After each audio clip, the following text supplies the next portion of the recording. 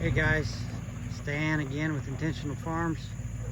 There goes the tote of pig feed. I just got done loading that. Wanted to take just a minute and make this video before I got too late this evening.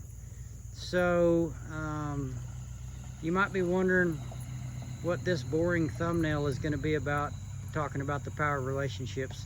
But I wanted to take just a minute and talk about the value and the power of relationships. So being a small farmer, it's pretty important to have other people that you can ask questions of, that you can lean on, that you can learn, that can eventually at some point maybe even come help you.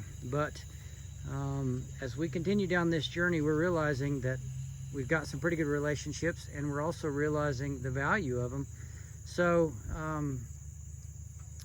I just got done doing a pretty quick feed run today. When we started this deal, we were just raising pigs and sheep, so we weren't having to buy any feed. We were still using apple cider vinegar and sea salt, but now that we've expanded into raising forested pork and pasture chicken, we've started buying feed. You've got to supplement them. They're not able to forage and finish correctly. So found a guy through some connections, through other relationships, that connected me with a farmer, local farmer. I say local, he's probably 65 miles away, that has a feed grinder and that is like-minded. He is able to produce feed for our pigs and our chickens, both broilers and laying hens, that uses a non-GMO corn and no soy. So he orders a peanut meal from South Texas and they deliver it to him.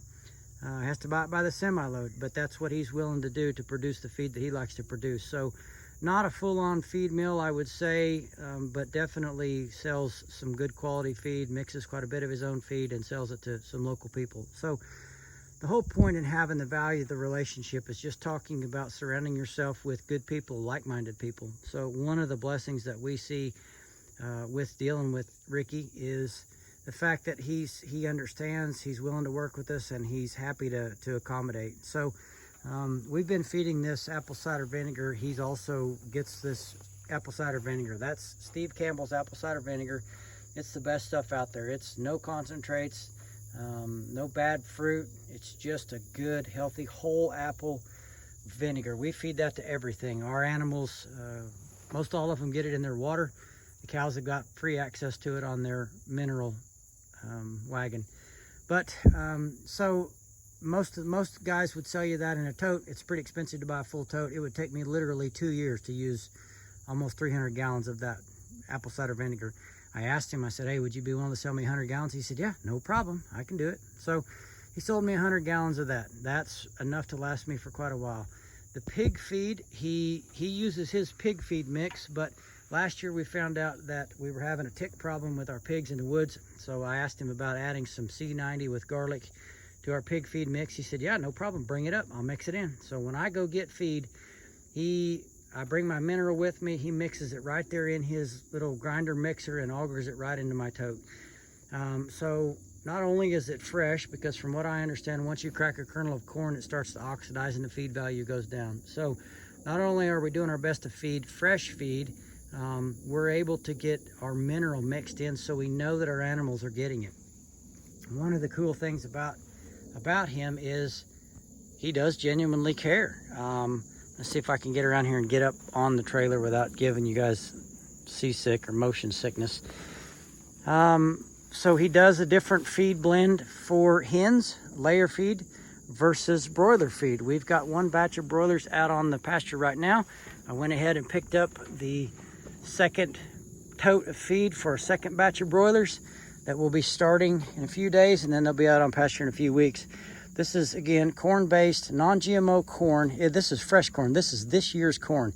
Literally just picked probably 2 weeks ago, put in the bin, and ground today. So you can see the kernel size in the chicken feed. I noticed today his tractor was running at a different RPM, and I asked him, I said, do you grind that chicken feed at a different size, different RPM than you do the hog feed? This is the hog feed.